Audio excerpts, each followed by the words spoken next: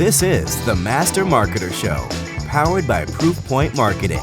Each week, we explore the mindsets, skill sets, and tool sets the top B2B marketers use to drive results. Gain actionable insights, one masterful, revenue-generating success story at a time. Let's get started.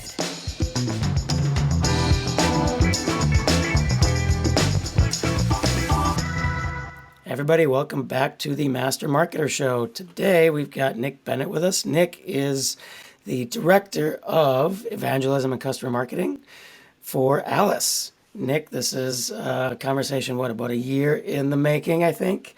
So I'm glad we can finally do it. Absolutely. Excited to be here. Awesome. Well, we're going to be talking about some really fun stuff today. Obviously, for anybody who doesn't know you, you're a big personal brand evangelist, and we're going to be talking about how personal brands can drive revenue and retention, especially since your new role is all about retention. So to really dive right in, I think kind of maybe set the stage is, personal branding is hard work for sure. And I think it's a mindset shift that people need to make to, okay, this is not just self-promotion, but I'm actually doing this for a specific purpose, and here's what it can do. So maybe let's talk about, start the conversation with, what's the mindset that somebody needs to have to effectively build a personal brand that actually has business in it? Yeah, I mean, you hit it, though. I think it's so important that, self-promotion isn't going to really get you anywhere, especially early on. It's all about the value. And so I kind of break it down into 5 different buckets. So it's all right, clarity. That's number 1. Having a clear goal focused solely on your target audience. Who are you going after? Is it marketers? Is it salespeople, RevOps, IT, whatever? You need to have a clear goal defined. And when I started out, I actually didn't have one. It took me a little bit to find that clarity, but it was something that I now know and has helped me kind of help a lot of other marketers in that same boat. So I think that's kind of number 1. Number 2, I think how did you, before you go on, did you find that clarity? Because I think a lot of people would struggle with that. It's one thing to say, you need to find clarity. What was your process? Or what's the process you recommend to people now that you've done it? Yes, I think for me, it's focusing on what your niche is. It was easier for me because it was field marketing. No one talked about field marketing on LinkedIn. Still to this day, 700, 800, I don't even know how many users are on LinkedIn, but no one talks about field marketing and the misconceptions, how it impacts revenue, things like that. So it was easy for me to focus on that aspect. And then my goal, I was what do I want to do? I just want to inform people. I want to help people know that field marketing isn't just events. It's not just showing up and having your enterprise sales team tell you, hey, you're my event planner, go plan this event. Or it's not standing in a booth and scanning 500 leads and saying, oh, look, sales team, I've got all these MQLs for you that no one's going to buy and you're going to be wasting your time. So I think it was understanding what that aspect of it was. And for us and for Alice, we sell to marketers. And I was a previous customer before I went there. And I'm connected to a lot of other field marketers, ABM, demand gen people that we sell to on a regular basis and in the communities that they are as well. So it just made a lot of sense on having that clarity. It literally took me probably about 3 or 4 months to really figure that out, because I was just posting content around field marketing because someone challenged me at my previous company. You should build a personal brand, talk about field marketing. All right, I love a good challenge. What am I doing though? I'm just putting out value, or at least in my mind, but I didn't have a clear mind on what I want to get from this. So how did you get the clarity in terms of what you wanted to get from it? And I guess maybe describe what that is right now. Yeah, so I think it was more just self-reflection of understanding what does the end goal look like? For me, the more and more that I thought about it, I just didn't want to ever have to apply to a job again, or write a cover letter, which it was something where I was all right, I'm just going to use LinkedIn as a way to build up my network and build up, people that are like-minded to me that, 1, I want to learn from, but 2, if I was ever to get laid off or something, I can hopefully put something out there that says hey, I lost my job. Hopefully I would have lots of other opportunities that popped in. And I just kind of said, all right, this is what I'm going to do. And so I focused on the value driven aspect of it.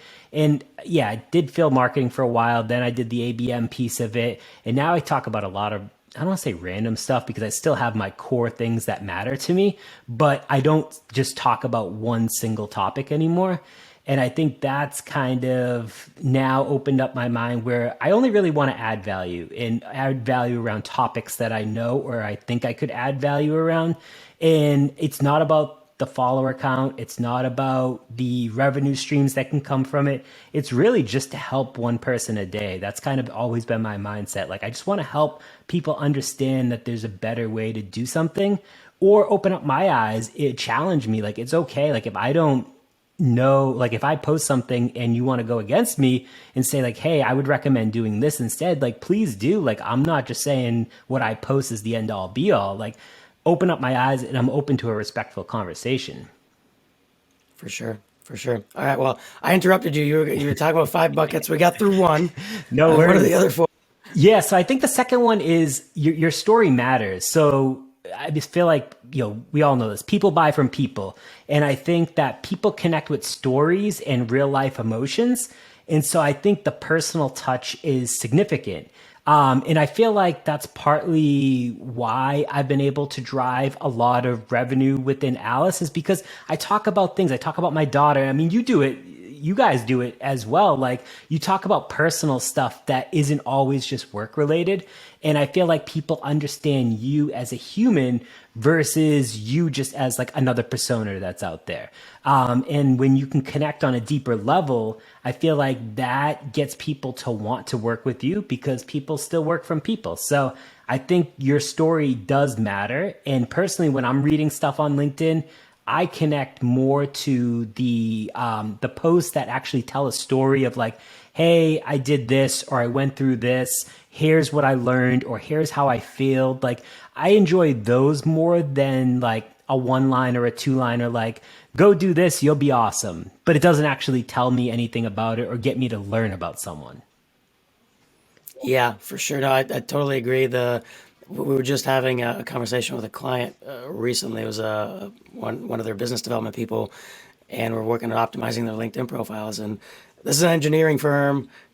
Kelly, if you're listening, we're talking about you. She's an engineer, and she used to work as a government contractor on submarines. I'm like, put that in your profile. I'm like, how many people have done that? How many people have had that experience? Like, that's just an awesome story to tell. Talk about that. Yeah. It couldn't agree more. And like I feel like people don't lean into that though, because I don't know if it's they don't want to be vulnerable or they don't want to feel like they're being judged. But something I realized early on is like the moment that you hit post on any type of social media content, like people are going to judge you for good or bad. Like they may never say it to you, but like I'm sure, and I know I have people that like don't always agree with my content, and like I've heard it through rumblings where it's just like, he talks about things like, why does he talk about this? Or like, why does he think about this way? And like, some people aren't okay with that. Like, they feel like they don't like confrontation or anything like that, or like people talking bad about them. So I don't know. I think people, and this is kind of the third one that I was going to actually go into, is like wear your brand upon your sleeve. So like, live in your truth, like be your authentic self. And I think when you're your authentic self, like people can, connect more, but your content isn't going to be for everyone. And that's okay too. Like, I'm sure, I scroll and like, there's things that I read where I'm just like, you got, 1,000 likes on this. And I don't even understand like the value or like what came of this. Like, how did you even do this? Like, it's super fluffy to me.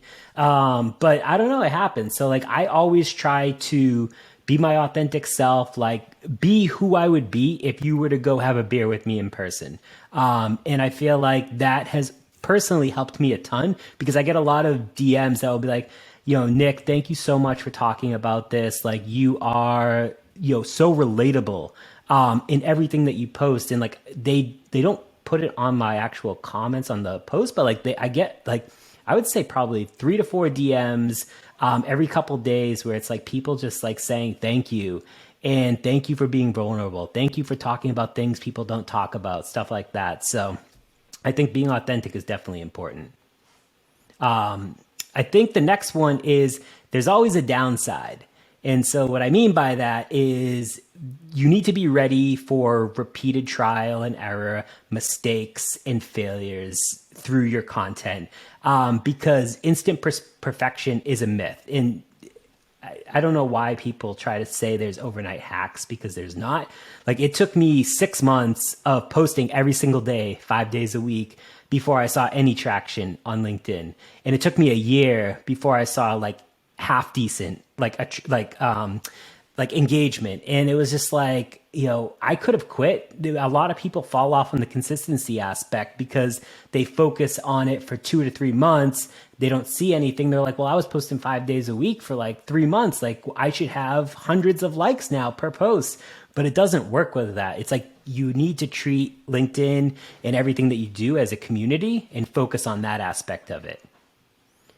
And then the last piece that I would say is leave your legacy. So I think it's important beyond building your reputation and community. Like, you need to get people to remember who you are. And like, for me, people always remembered me as like the field marketing guy. Like, oh, you have field marketing questions? Go talk to Nick. And I feel like that's now shifted a little bit. It was funny. I was talking to Devin Reed the other day, and he was like, I think of you as like a personal branding person now versus more of a field marketer. And maybe that's because I've gotten away from the field marketing role. But it opened up my eyes, and it was interesting. It was like, what do I want to be known for? Because it used to always be field marketing. I wanted to be the person that brought field marketing 2.0 into the path. I wanted to be the one that shows how field marketing drives real revenue within a company, how the personal brand ties into that. And then I switched roles. And I feel like, even knowing I'm still connected to a lot of field marketers, and I feel like that's who I will always be, it's somewhat escaping of like that legacy that I'm leaving. And it's more of like Nick Bennett as a person versus like the field marketer, if that makes sense. It does. And I think it gets at maybe something you didn't explicitly mention, but I think implicitly have in there, which is this is meant to evolve over time, right? Like, I think it doesn't have to connect to your role forever, especially since people switch jobs, people switch roles. And I think also that's where a lot of folks maybe struggle, which is they think of it as, oh, well, my company's going to use my personal brand, whatever. Well, if you think about what's your mission, like you said at the very beginning, which is, I don't want to apply to a job ever again. Right. Like, that's your personal goal of why you're doing this. And you're doing that while also benefiting the companies that happen to employ you, which I think is actually a good transition to, maybe some of the other stuff we want to talk about, which is, okay, at the end of the day, we'll talk about the results, but what are the skill sets? Okay, we talked about mindsets that somebody needs to have. What skills does somebody need to, consistently create content, especially content that's valuable, etc.? Yeah, I mean, I think it's understanding the ICP of who you're trying to reach. It's like, are you going after the marketers? Like, do you want to go after a specific niche within marketing? Is it the field marketers? There are ABM marketers. Like, I created a lot of content on field marketing, ABM, but I don't create content on demand gen because it's not something that I know as much. I can speak to it high level, but I don't think I can add value there. There's plenty of people like Chris Walker and others that talk about that on a regular basis. So I think and I don't want to say like stay in your swim lane, because I don't think that's always the case. But for me, it was like, I understood field marketing and ABM. And so I just stayed in my swim lane of like, all right, I know this like the back of my hand. I can add value. I can talk about the programs that I'm running. I can talk about the successes and the failures that I've seen. Like, I mean, a perfect example, when I joined Alice a little over a year ago, I was hired to build out ABM from scratch. And so I created the target list. We had 50 accounts. Everything was good. We were going 1-to-1 on these 50 accounts. And I opened almost 70% of them in a quarter and a half. Sounds amazing, right? The issue was that being a small team at the time, I think we only had like 5 marketers on the team. I didn't have any deal acceleration plays in place. And so I opened up all this pipeline. Everyone was like, oh, this is awesome. You're opening up the pipeline. But there was a lack in enablement for our sales team, for our BDR team. They treated these opportunities just as any other opportunities. And so there was the lack of that piece, and a lot of the opportunities fell flat. So I talked about the failure of, hey, like I thought I did a good job. This is what I did wrong. This is where I think I could have done better. And so many people reached out to me and were like, thank you for talking about this, because I have made those similar mistakes. And we're starting a new ABM program. And they were like, I've been trying to think about this more and reframe a lot of what makes sense for that. And so if I can just help from that aspect of the successes or failures that I've seen, and help someone else create an awesome program or avoid the mistakes that I made, then I think that's the type of content that will really help others, that will help you excel and start to build your own little network. Yeah, I love that. And I'm going back to something you said earlier in terms of, how are people who are creating this fluffy content getting, hundreds or thousands of likes or whatever it is? How did this even happen? I think something I was going to ask you is, well, how do you avoid doing that as you're doing this work? I think you just described it, which is you have to get into the details and you have to be open about the good and the bad, which most people are not for the reasons you mentioned earlier. I think the reason why a lot of this fluffy stuff works is because I think there's this, kind of confirmation bias. Everyone wants to be, oh yeah, I agree with that general statement too. Right. I can't tell you anything more about it, but yes, thumbs up, right? But taking it any further is impossible unless you've actually done the work, and most people just haven't done the work. I think that's the difference that you're talking about, which is I've done the work. I've screwed up plenty. I've also had some great successes. Here's both, and here's what I think you should do now. Exactly. And that's why it was so easy to go down the field marketing. So many questions that I got, because people just thought field marketing was events. And they were just like, oh, so like you just show up to trade shows, right? And I'm just like, please don't tell me that as a marketer, you think trade shows is going to really bring you any strong ROI, which I've had heated debates on LinkedIn that people are very pro trade show, and there's lots that are no way, trade shows are terrible. I'm not saying trade shows are terrible, but a lot of people do them for the wrong reasons. And I think going in with the right mindset, and if I can help others talk about what that mindset should look like in my mind from the revenue aspect and the successes that I've seen, then great. People won't just show up and scan 500 leads, go give that to an SDR to call, and then wonder why nothing's actually happening from it. Yeah. So let's talk more about skills. So if we're talking about creating that personal brand that's going to drive business impact, we talked a little about content. I don't know if there's anything else you want to add to skills you need to have to create good content. I think it's more of just like you mentioned earlier, just doing the work. I feel like that's the best type of content. Anyone can create content, but if you're not doing the work and understanding how this plays into the larger picture, then it's a little bit tougher, especially if you own your own business. It's even easier because you are the person that's doing all of this. You can speak to so many different aspects of it. I've only ever worked for companies as an employee. So I can talk to a small, sliver of that, but I've never run marketing or anything like that. But I just talk about everything that I have experienced. And then I do, I'll be completely honest with you. I mix in stuff that could be seen as a little bit more fluffy, but I post 2 times a day and 5 days a week. And so to do 10 posts a week and to immediately to talk about, successes, failures, programs that you're running 10 times a week, you're going to run out of stuff to talk about. So I mix in a lot of just, stuff about staying positive. Or I talked about the other day, which was really interesting, about equity. No one, should companies be giving their employees equity? And if so, it's only ever talked about at the executive and the VP level. The ICs, people like me, I've gotten equity 5 times now. I never knew what I was doing. I was basically just Googling stuff on an internet to see if this is a good deal or not, until I built a network of VPs and CMOs that I could say hey, I'm exploring this opportunity. here's some equity that they're offering me. Here's everything that goes along with it. Like, is this a decent deal, or am I just basically getting taken advantage of? And so like so many people love that. And so I have to mix in those types of things, but I've tried to do a good job balancing both. Well, and I don't see that kind of stuff as fluff either, because that's personal experience that you can now talk to. Very true. Right. And I think that's the thing for people to think about too is, actually I'm curious on your thoughts. Like, do you think you could have gone broader in your topic set to start with, or do you believe that the right way to do it is you pick your niche, build your audience that way, and then expand?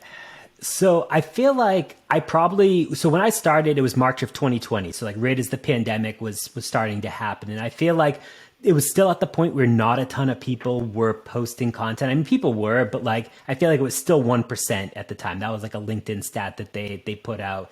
And I probably could have went broader. I feel like now, I thought I read something recently that was saying, LinkedIn put it out that like 4% of their users are creating content now. So it's up 3% over the last 2 years. And I'm assuming a lot of people also did it because one, like they're trying to never hopefully have to apply to a job again. Like they're using it as like a pandemic hobby or something like that, or they just wanted to take up and start to make it more of a passion. But, that's a big increase considering That's when you have huge. millions of users to stand out. And so I feel like now, because I get this question a lot from like people that want to start out, they're like, do I just like go broad? And I'm like, I don't think it's too late, but I feel like it is starting to get very crowded on there. Especially on like the marketing side, and lots of people talk about demand gen, like capture, like creating demand, things like that.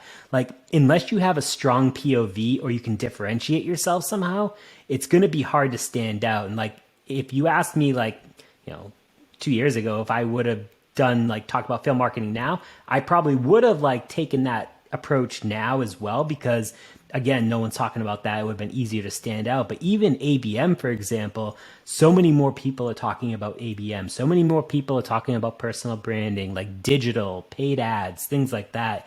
It's just, unless you have a strong point of view, it's becoming harder to stand out. And I'm assuming that 4%, give it another year, 2 years, like who knows, maybe it's at 8, 10%. I don't know. It will be interesting to see how that continues to grow. Yeah, I think something to make sure people understand is, you can look at it in two ways. It's the same number, but, it increased by 3% nominally, but really that's a 300% increase in people creating content. Right. Which if you think about in terms of how crowded things get, and again, I'm sure it's different by industry. I'm guessing it's maybe like 8% of marketers and 2% of engineers or something like that. Exactly. Which actually, I was going to ask you, do you think any of this changes for some of these more like non-marketing, like technical functions, say engineering? We deal with a lot of engineers, so that's a top of mind for me. I think, I am starting to see more and more engineers create content. And so right before I worked for Alice, I worked for a company called Logs that was they were in the developer and engineer space. And so I should clarify, when I say engineers, I mean more like electrical engineers, mechanical engineers, like those types of engineers, not software engineers. Gotcha.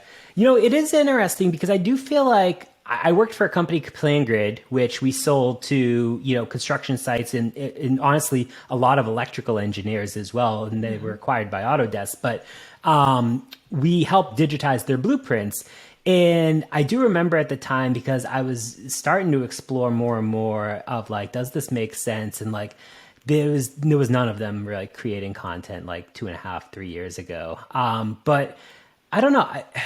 I feel like as long as you connect with the right people, and I don't know if there's like what the audience size for like electrical engineers and other types of like engineers that are out there, like what that looks like. There's, it's obviously a sales heavy, marketing heavy platform, and IT in general, but like, is there a lot of electrical engineers in there? Probably. Like, as long as you're connecting with the right people and then creating content for them, who cares with like the others? You have to curate what your feed and what your kind of connection looks like. And whether it's 10 people or, hundreds of people or whatever, like you're creating content for them. And if you can connect with even just a couple of them, they'll still, it's going to be a smaller number probably, but it's not always about like the quantity. It's all about the quality, even if it's to a smaller subset of people. Yeah, for sure. You just mentioned connecting with the right people and curating your feed, which I think is also an important skill to hone. Maybe talk about that a little bit more. Yeah. So, I've always, in the past, I used to always just accept, connection requests from everyone. And I used to just like go out and randomly, anyone in marketing, I would send a connection request or sales or like whatever. It didn't really matter to me. And then I was like, I'm seeing all this content on my feed and it's just like, it's not relevant to me. It's stuff that like I don't care about or like doesn't add any value. And so I started to unfollow people that it just didn't make sense. And then when LinkedIn came out with like the creator mode or whatever, where it created or turned your connection button into a follow button, I was like, all right, this makes a lot more sense now. I'm going to allow anyone to follow me. Like, I don't care. You can follow me. Doesn't matter where you are in the world, what industry, what your role is. Like, if you want to follow me for me, absolutely. However, when people send connection requests to me, I will usually go view their profile. I'll see the number of shared mutual connections that we have. I'll see what kind of industry they're in, what their role is, where they are in the world. Does it make sense for us to connect? Like, am I going to get value out of having this person in my feed? And I'm going to look and see, do they create content or are they just the type of person that will consume? And so it's made things a lot better thinking about it from that mindset. And when I connect with people, I actually don't send as many connection requests anymore. I probably send about 5 a week, if that. And I just focus on the people that are similar, like field marketers, ABM marketers, people that I want to learn from, people from our target accounts that I want to connect with to hopefully learn more about, that they'll see then my content from posting every day. It's become more strategic, I should say. What are your thoughts on tool sets in terms of, okay, I'm going to do all this, like, that's always something that people tend to ask is, what do I need to do this? So what do you think? Yeah, it's tough because I'm not, so I don't write anything down. I don't pre-write my post. I don't pre-write any content. I don't store notes anywhere. I think of what I want to talk about every morning and I will try to remember it by the time I get out of the shower back to my phone. But that doesn't work for everyone. And I also don't spend longer than 5 minutes creating the actual post itself because I would much rather engage with the community that I've built up and get to know people and build real relationships. So I'm like, why spend, 34, I talked to someone the other day that said they spend 45 minutes creating a post every single time they post. And I was like, think about how much time you're wasting. I was like, then you have to go, and this is a CEO of a company. Then you have to go and then basically engage with all these people. He's like, I can't keep up with it. I'm literally in meetings. Like, I'm trying to get things going. He's like, I'm having a hard time, like, figuring out, like, to get that 45 minutes down, even to like 15 or 20 minutes. And so it's not easy. And that was something that I always like focused on. I was like, I'm just going to focus on the 5-minute rule. If I think of it over 5 minutes, I'm going to overanalyze it. I'm going to be very indecisive and I'm never going to do anything with it. And it's worked out really well for me. That's been my rule for the last 2 years. The only tool I do use is Shield, and it's more from the LinkedIn analytics standpoint. I want to see, is the specific content that I'm creating around, field marketing or personal branding or whatever, is that resonating with people? Because what I've noticed in the last 3 months on LinkedIn is that when I create content that is marketing focused and actual, what I think of value of like tangible stuff, it doesn't do very well. However, when I post about non-marketing stuff, personal stories, personal branding, like those seem to do extremely well. And I was like, it's really weird because when I started out, it was the complete opposite. The marketing stuff did really, really well. And when I talked about non-marketing stuff, it didn't do well. And I feel like within the last 3 to 4 months, it started to change a little bit and flip around. And I think that now people more so understand who I am as a person, what I'm passionate about, what I care about. They want to read my content because of me versus like they're reading content because they know you talk about a specific aspect within marketing? It's interesting because I see again, my audience is much smaller than yours, but I see a very similar a very similar trend. But kind of I'm curious on your thoughts. Like the way I look at it is, I will intersperse some of these personal stories here and there, and yes, they do generally, like, I post a photo of our daughter and it's like a million likes and whatever, all this stuff, and a whole bunch of people come into my network and things like that. And sure, they get to learn a little bit something about me. But then I'll still generally focus the majority of my content on kind of tangible marketing advice. And even though it won't get nearly as much engagement, what I do see pretty consistently is people going through our pipeline, they're the ones liking that content. People existing customers, they're liking that kind of content because they'll always see it anyway. But I'm able to bring in more people into my network through all this other stuff, and then almost like use that as a funnel to get them to see the things I want to educate them on that shows off, like, okay, Mike knows what he's talking about in terms of relationship marketing, etc. Yeah, exactly. You bring up such a good point because, and I feel like the team at Alice, like we've talked about this before, like they're just like, I would say 95% of the content that I create is non-Alice stuff. And 5%, maybe even at times lower than that, is Alice specific. Like when we're releasing brand new messaging on Monday of next week. And so we're going to be doing a huge like LinkedIn takeover on that. And it's like all Alice like focus. So they're like, can you talk more about Alice? And I'm like, no, because I don't want to come across as like too self-promotional, because if someone wants to learn more about Alice, they can go follow the corporate handle. They can we have a team that's posting stuff, once or twice a day that is of value specifically to Alice. I said, I want people to understand more of me and build relationships with me so that when they do come into the pipeline, they're using me as a way, like, they love the content. They're learning about Alice because they've clicked my profile because they enjoy my content. And, something that's interesting is in the last 90 days, how on LinkedIn it shows how many people has viewed your profile. So in the last 90 days, there's been 11,000 people. And that's been a rolling 90-day average for about, I would say, close to a year now. And so I know that every 90 days, 11,000 people are clicking my profile. The first thing that they're seeing is, oh, he works for Alice. That's interesting. What does Alice do? Goes and clicks like the Alice thing in my profile. They say, oh, hey, I am interested in gifting or direct mail. Look, I like Nick as a person. He seems to know what he's really talking about. I'm going to fill out a demo request, or I'm going to go message Nick and I'm going to say, hey, I would love to learn more. I don't know if it's the product that makes sense right now, but I'm open to exploring that. And like, that's been the way that we've been able to drive so much pipeline organically without ever having to pay for a paid ad.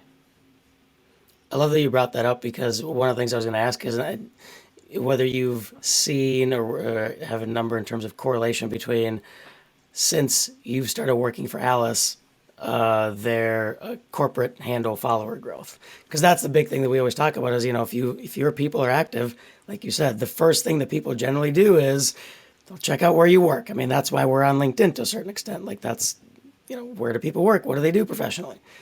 And that obviously takes them, at least some portion of them, into the corporate page, and a certain portion of those people that go there will follow. And so I don't know if you've looked at those numbers. Yeah, I have actually. So I was actually running the corporate page from November of last year until the end of February.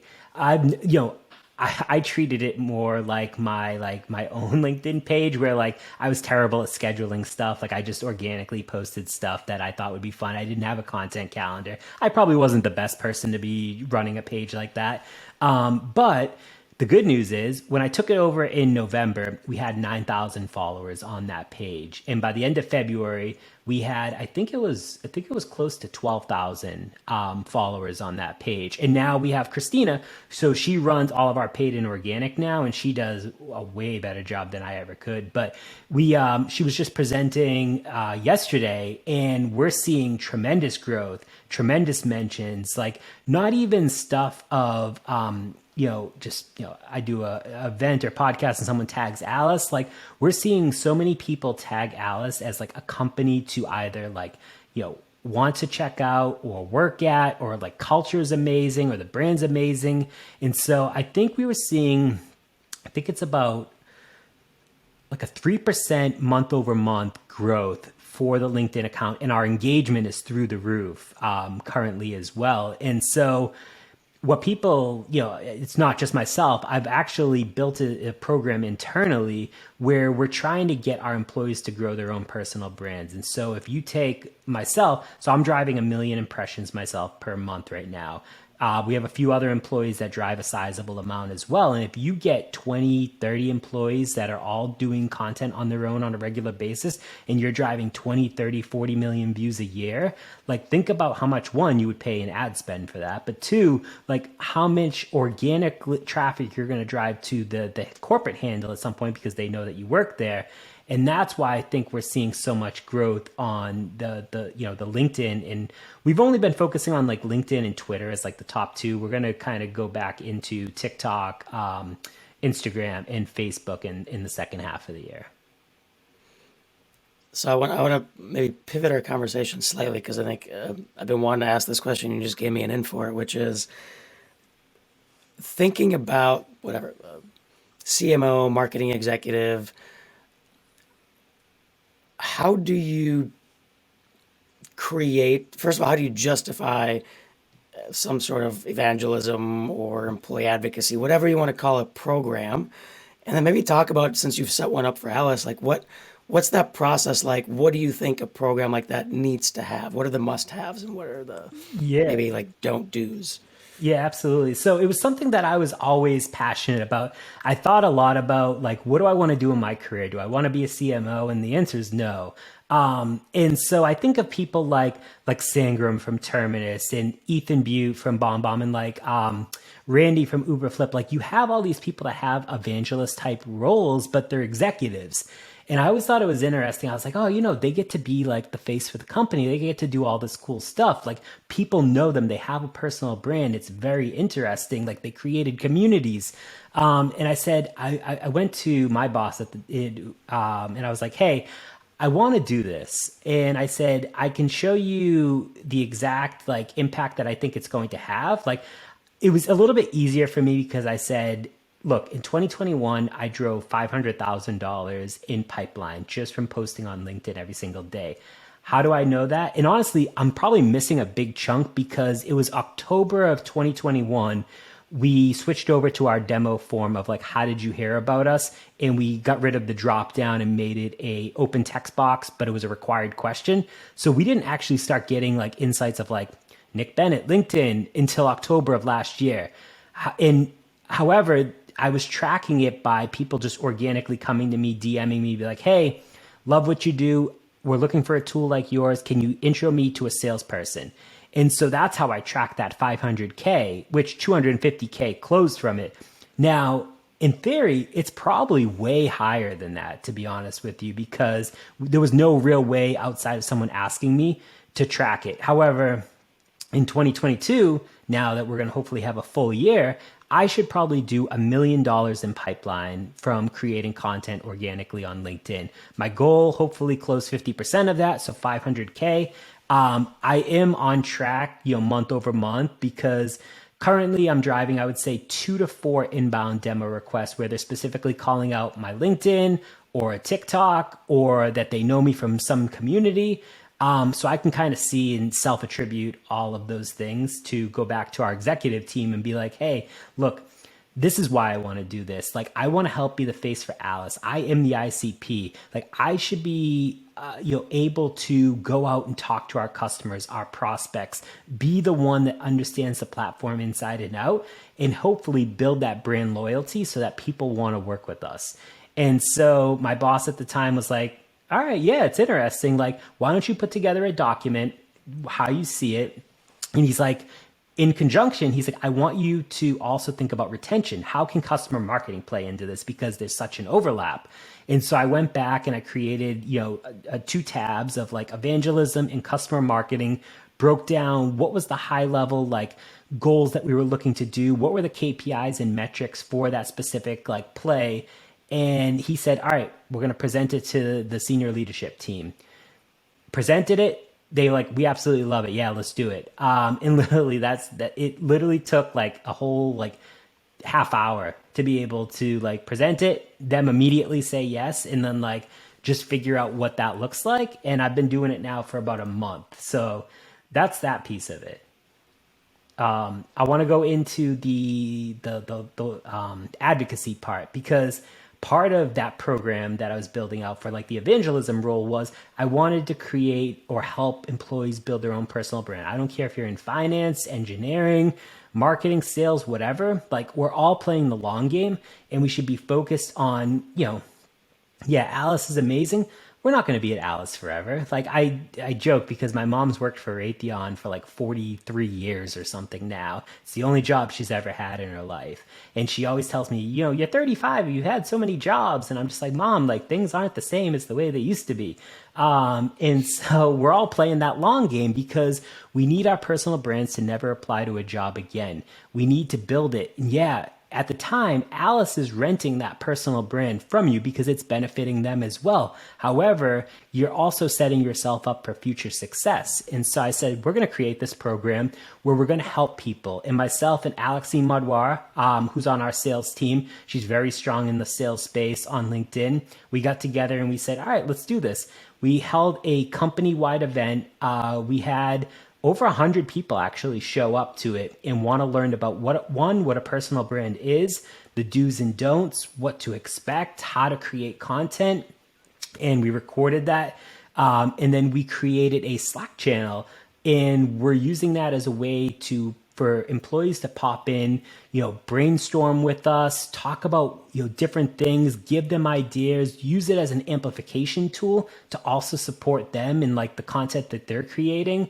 And we've been using Shield to track a smaller subset of employees, but I think there's 11 people that we're currently tracking on Shield. But like, I think in 1 month it drove close to like 4 million views organically from a LinkedIn perspective. So what would you say are you kind of gave me the broad strokes. What are the must-haves you think that an advocacy program needs to have? I think it needs to have, a clear line to help people. Like, you could say, all right, here's how to create content. But if you're not supporting them we also have like office hours. So there's office hours, there's a Slack channel. We're also encouraging people by asking the questions of like, hey, why don't you talk about this? Or why don't you talk about this? And a lot of people will come with ideas, and like sometimes they feel a little bit shy because they don't want to post in like the Slack channel. So they wait till the office hours, or like they'll Slack us like one off. But just having the freedom to like be able to brainstorm with people and just realize that like, hey, like, yeah, this is part of my job, but it's not like, I'm a marketer still, but the company is okay with me in supporting me in having our employees build their personal brands as well. And so if you don't have the support from your leadership team, you may run into issues. And honestly, it's probably, if they're saying you shouldn't be posting on LinkedIn, it's probably not a place to be in general. But that was a huge one for us, is the buy-in and support. I love that. You actually just gave me an idea for something we might do for clients here. So, because we've been talking about doing like client mastermind groups and things like that, and I think we do like we have the Slack channel internally, but we've never really opened that up to. We wouldn't open that channel up to clients, but I am thinking like, okay, we could easily do office hours and Slack channel for our entire client base potentially, and have them interact together, kind of build almost like an internal community. Exactly. Yeah. Plus it's like people networking with each other. It's like, it's massive, and it's a part personal branding, but it's also, who knows when jobs pop up, like people might be in the, like, looking like, I'm looking for so-and-so, and like someone else that's a client of yours, I know the perfect person. And it just turns into a bigger thing, I think, at that point. Yep. No, totally. Well, this conversation was worthwhile just for that, Nick. At least for me personally. Hopefully people listen and take away a lot more than that. But, you've kind of already talked about results at this point. So we've got that covered. Is there anything else that maybe I haven't asked you that you're itching to talk about in terms of, actually, you know what? I take that back. I don't know if you can talk about retention specifically. Obviously, that's part of a big part of your role. And we talked about, revenue generation and pipeline, but what about retention? Yeah. Let's talk about that. Yeah, absolutely. It's a good point. So, like I said, I'm fairly new into this new role, but something that I realized often was like I was already talking to customers, and I know a lot of our competitors aren't doing this, but I am on, I would say, 7 to 10 customer calls a week right now. And what I'm being done, or what I'm doing, is more so brainstorming, marketer to marketer. When you get on these customer calls or like these sales calls, as a marketer, it's like, oh, I'm talking to my CS person or an account manager, and it's like, are they really trying to sell me, or are they trying to help me? Do they want to upsell me? But like if I'm talking marketer to marketer, I feel like we understand the same thing. We probably have a lot of the same goals. Budgets are being cut. Like, what can we do to maximize everything that we have? And those have gone over extremely well. And so really what I'm doing is just talking about experiences of like, hey, this is how I'm using the tool. This is how I can walk you through it. These are 10 campaigns that I ran in the last quarter or two that you can go and run yourself, or a variation of that. Here's the exact metrics and successes and ROIs that I've seen from it. And when you give that information and you walk them through, I feel like it gives you a competitive edge as well. And I feel like, it made it something where, again, you connect on a deeper level. So when I go to create these customer stories, or like I drove 50 G2 reviews recently in a 2-week window, because I started developing these relationships. And when you go to ask, hey, it's been really awesome working with you. Mind giving us a G2 review? And you have like 4 people that you've been working with in that company, and you do it for multiple companies, and before you know it, 2 weeks you drive 50. And these aren't terrible reviews. Like these are like, social proof that like people would be dying for. And so that was extremely well. And so something that I've been offering in addition to that, especially to the companies that are on the potential of like renewal or churn, is offering up personal branding help to the marketers that I'm working with. So like, yeah, I'll walk you through exactly how to use the tool, help you out, brainstorm like all day. But in addition to that, like, let's talk about how, because a lot of times they'll be like, oh, I've seen you on LinkedIn, or like, I know you from so-and-so. Like, it's really great to finally meet you. Like, you've done a great job building your personal brand. And I'm like, absolutely. Like, why don't I help you as well? Like, we can talk about Alice and stuff, but let's talk about your future and how to help you so you never have to apply to a job again.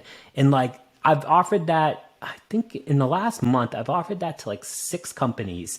Honestly, none of them have churned. They've all actually loved it. And it's more so of just a sounding board for others, like spending time with them. Like if I have to jump on a call once a month for 30 minutes with, a team of people to kind of help them, like that's worth it for me if I'm saving a $50,000 deal. Yeah, there's something interesting you brought up that I want to highlight. You talked about, oh, well, I'm talking to sales, I'm talking to CS, are they trying to sell me, this, that, and the other. I think that sentiment, that kind of automatic defensiveness we all get when a salesperson reaches out to us, is the exact reason why personal brands are that much more important for those people. Yep. Because their job is so much harder, right? Because I've compared I do outreach then versus our biz dev person does outreach. Me having a CEO title at my company, and all the content that I have on my profile and all the stuff I've shared, the defenses are generally much more down versus somebody with a biz dev title, or if it's an existing customer with a CS title or a client success title, whatever, any of those. Yep. I think that's that further proof of that's why you need to be doing this. Exactly. And that's why I think that, it starts from the top. And you mentioned a good point, because I feel like, there was a recent survey that I was reading, and it was saying, what was it? It was like 82% of people said they're more likely to trust a company when their senior executives are active on social media. And 77% of consumers are more likely to buy when the CEO of the business uses social media. Like, if those aren't numbers that will offer like that competitive edge for you, like, I don't know what else like people need. Yeah. Definitely.